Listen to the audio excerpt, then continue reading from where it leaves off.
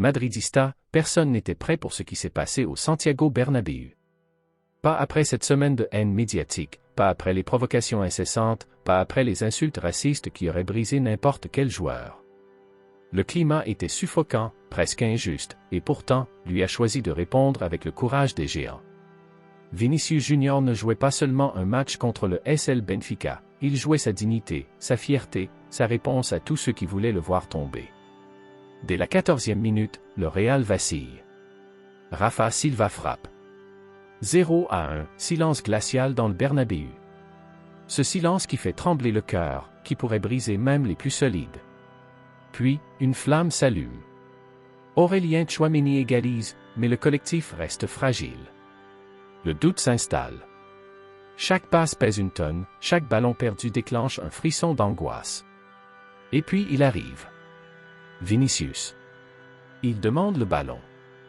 Encore. Encore.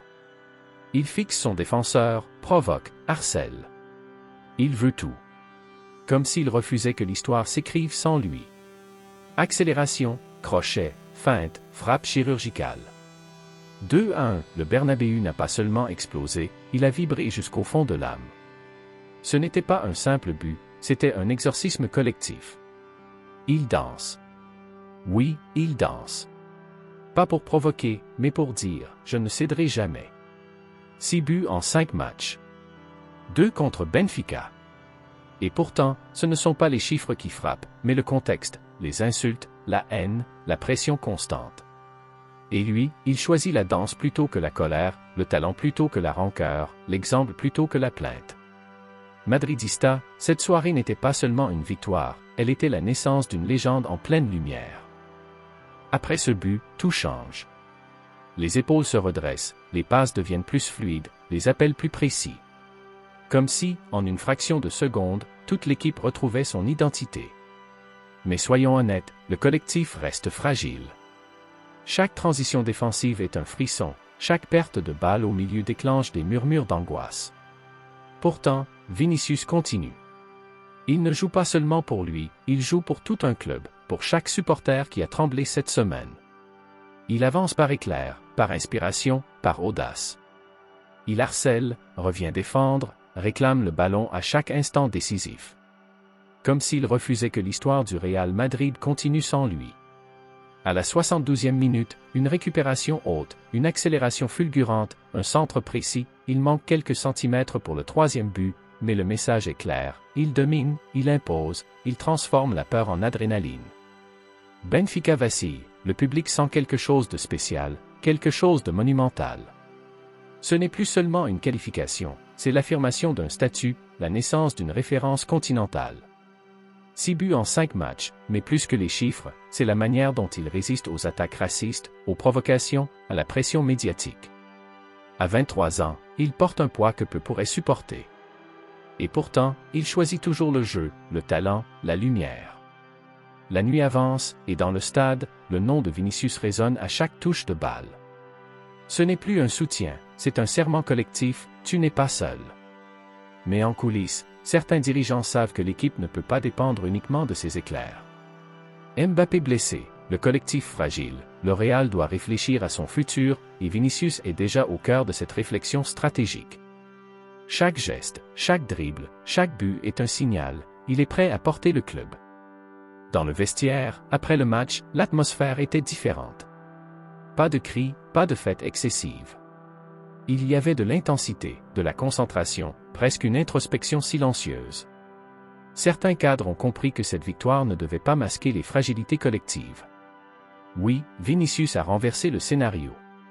Oui, il a assumé l'absence de Mbappé. Mais la Ligue des Champions ne pardonne jamais l'approximation. Et pourtant, dans cette tension, un respect profond entourait le numéro 7. Pas un respect bruyant, mais celui qu'on réserve à ceux qui prennent la lumière quand elle brûle. Zinedine Zidane aurait alors parlé, en privé, avec calme et gravité. Selon ses mots, les grands joueurs ne répondent pas par des interviews, ils répondent avec des actions. Marqué dans un climat hostile à l'aller, marqué sous une pression maximale au retour, cela définit un caractère. Les insultes racistes, les provocations incessantes, tout cela est inacceptable.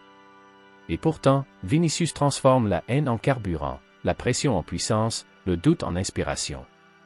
Zidane aurait ajouté, il ne doit pas être seulement protégé, il doit être accompagné pour devenir le leader naturel de cette génération. Protéger, c'est réagir. Accompagner, c'est construire. Une équipe ne gagne jamais la Ligue des Champions avec un seul homme, mais un homme peut changer la mentalité de tout un vestiaire. Vinicius n'est pas censé tout faire, mais il peut influencer tout le monde. Il accepte la lumière, il assume la cible, il continue de progresser malgré la haine. Si cela continue ainsi, selon Zidane, il ne sera pas seulement un grand joueur du Real Madrid, il deviendra une référence mondiale de caractère. Et dans le Bernabéu, cette nuit-là, on a compris que quelque chose venait de changer. Ce n'était pas juste un match. C'était un tournant psychologique, une leçon de résilience, une déclaration que l'histoire pouvait s'écrire autour de lui si le club savait protéger et accompagner ce joyau. Vinicius n'est plus simplement l'ailier imprévisible. Il devient le symbole d'une résistance, d'un courage que peu osent afficher. Madridista, maintenant la question finale, le club doit-il assumer cette transition et faire de lui le visage central du projet, même dans les moments difficiles? Ou faut-il continuer à équilibrer les responsabilités pour préserver l'ADN collectif? Contre Benfica, Vinicius n'a pas seulement marqué 2 buts. Il a marqué une étape dans son évolution, il a gravé son empreinte dans l'âme du Bernabéu, il a envoyé un message à l'Europe entière. Je suis là, et je ne plierai jamais. La danse après le 2-1 n'était pas une provocation, c'était une déclaration. La haine ne me fait pas fléchir, la pression ne me brise pas. Zidane, dans les coulisses, aurait insisté, le futur ne dépend pas seulement du talent, mais de la capacité à porter le poids symbolique d'un club, à transformer la pression en inspiration et à guider tout un vestiaire. Protéger Vinicius, c'est réagir. L'accompagner, c'est construire l'avenir. Cette soirée a montré qu'il pouvait changer la mentalité d'une équipe, inspirer ses coéquipiers, et répondre aux tempêtes médiatiques et racistes par le talent pur et la résilience. Et si le Real Madrid décide de faire de lui le cœur du projet, alors nous pourrions assister à la naissance d'un leader offensif pour la prochaine décennie, un joueur qui ne se contente pas de briller, mais qui impose une vision, un caractère, une légende. Madridista, cette nuit-là, vous avez vu quelque chose de plus qu'un match, vous avez vu la naissance d'un héritage, d'une étoile qui s'allume dans l'histoire du club. La question est posée à tous, croyez-vous qu'il peut porter cette génération vers la 16e Ligue des Champions? Ou que le collectif doit d'abord être renforcé? Défendez votre vision.